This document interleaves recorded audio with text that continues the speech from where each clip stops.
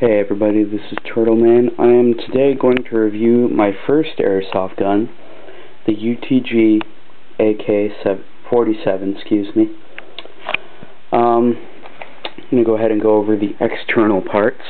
The stock is a huge weak point on this gun, because namely one, it's only held by this little screw here, and it'll snap off very easy. I've had it happen. And two, it's made out of cheap plastic. The imitation wood is terrible. Terrible quality. It just feels cheap in you. Battery compartment is in here. Easy to flip open, easy to fit. It came with a, see if I can find it. Well, I can't find it, but it's a 8.4 volt large battery. It's a big old blue battery.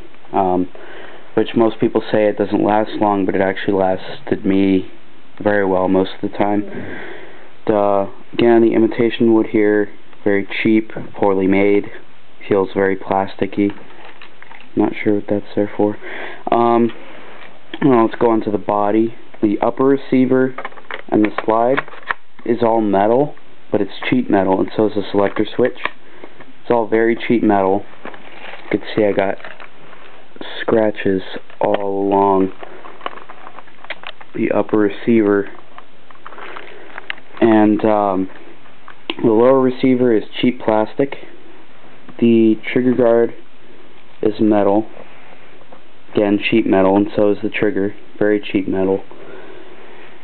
And that goes with the body. That's not movable, of course. And then cheap imitation wood again, no different. And up here, that's all cheap plastic, but this is again cheap pop metal. So what the gun came with was a battery, a sling, and 2 high capacity magazines that held 350 rounds. I have a new magazine in there that holds 600 rounds. I'm not a high cap fan, but I used to be, and this has served me well. So the 350 round mags that it came with are absolutely horrible. They will not feed or anything. The gun actually shoots about 250 feet per second, which is terrible. The rate of fire is bad, and the range is horrible. The only good thing about this gun is it's fairly accurate. Hop-up is just like Tokyo Marui. It's in there. You can adjust it. And the original gun actually came with a rail on top of there, so you can make it a little tactical AK with a scope on it. I just said no, because AKs aren't supposed to have scopes on. So that is pretty much it. It was only about $100 or so. Honestly, I wouldn't recommend it. It's not a good gun. Terrible. I used it for CQB because I didn't have any other choice, because I didn't know where any outdoor fields were, but I would not recommend this gun at all, especially considering Echo 1s are out now, and they are far superior to this.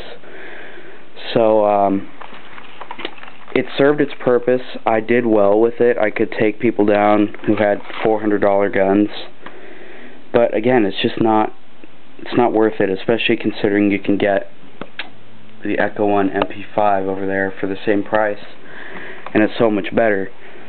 So that's basically all that I have to say about this.